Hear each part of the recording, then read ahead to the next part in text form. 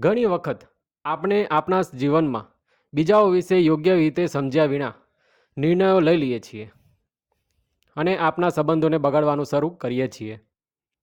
કોઈ પણ સંબંધને સારી રીતે સમજવા માટે આપણે થોડો સમય આપવો જોઈએ. આગળ વધતા પહેલાં મારા વિડીયોને લાઇક અને ચેનલને સબસ્ક્રાઇબ જરૂર કરી દેજો. કહેવાય છે કે કોઈ પણ સંબંધનું બંધન ત્યારે નબળું પડી જાય છે જ્યારે વ્યક્તિ સંબંધમાં ઉઠતા સવાલોના જવાબ પોતાની રીતે બનાવવા લાગે છે. એક 4 વર્ષની નાની છોકરી અને તેની માતા બગીચામાં લટાર મારતા હતા. છોકરીના હાથમાં 2 સફરજન હતા.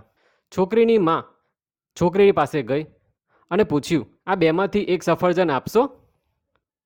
માતાના આ શબ્દો સાંભળીને છોકરી થોડીવાર માટે શાંત થઈ ગઈ. પછી તેણે ઝડપથી એક સફરજનનો ટુકડો તેના દાંત વડે કરડ્યો અને પછી બીજા સફરજનનો ટુકડો તેના દાંત વડે કરડ્યો. છોકરીને આવું કરતા જોઈ છોકરીની માતા થોડી નિરાશ થઈ ગઈ. તેને લાગ્યું કે તેની દીકરીને વહેંચીને ખાવાની આદત નથી. જો તે તેની વસ્તુઓ મને આપવા માંગતી નથી તો તે બીજાને શું આપશે?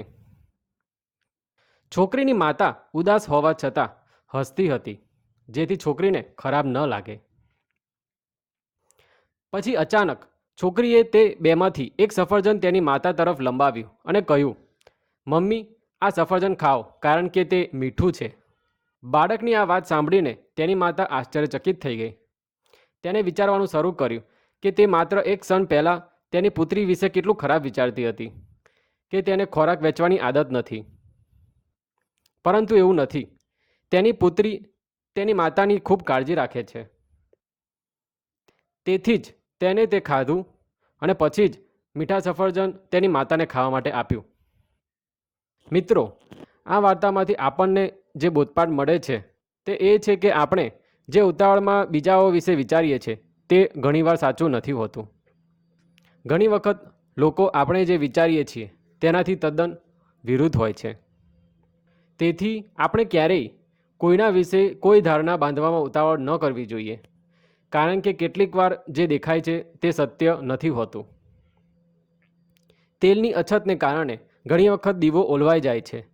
તે હંમેશા પવનનો દોષ નથી હોતો. જો તમને આ વિડીયો ગમ્યો હોય તો લાઇક, સબસ્ક્રાઇબ અને શેર જરૂર કરજો. ધન્યવાદ. જય હિન્દ.